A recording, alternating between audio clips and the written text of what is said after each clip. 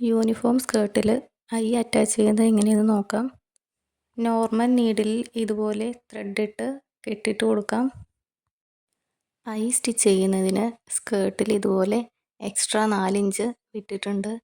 ഇതെന്തിനാണെന്ന് വെച്ചാൽ നമുക്ക് സ്റ്റിച്ച് ചെയ്തതിന് ശേഷം നല്ല ഫിനിഷിങ്ങോടുകൂടി കിട്ടാൻ വേണ്ടിയിട്ടാണ്. ഇവിടെയാണ് നമ്മൾ ആദ്യത്തെ ഐ ചെയ്യാൻ പോകുന്നത്. ഐ സ്റ്റിച്ച് ചെയ്യുന്നതിന് ക്ലോത്തിൻ്റെ താഴെ നിന്നും ഐയുടെ ഹോളിലൂടെ മുകളിലേക്ക് സൂചി ഇതുപോലെ കയറ്റി കൊടുക്കാം. ശേഷം വീണ്ടും താഴെ നിന്ന് മുകളിലേക്ക് എടുത്ത് ലോക്ക് ചെയ്തെടുക്കാം.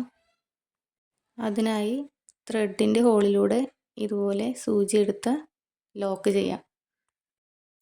ഐ ഉറപ്പോടുകൂടി നിൽക്കുന്നതിന് 3-4 പ്രാവശ്യം ഇതുപോലെ കെട്ടിട്ട് കൊടുക്കാം. ഇനി ഐയുടെ ഹോൾ ഇതുപോലെ തന്നെ സ്റ്റിച്ച് ചെയ്ത് കൊടുക്കാം.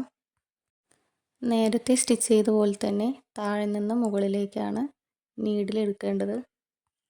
3-4 പ്രാവശ്യം നേരത്തെ ചെയ്തതുപോലെ ഇതിലും സ്റ്റിച്ച് ചെയ്തെടുക്കാം.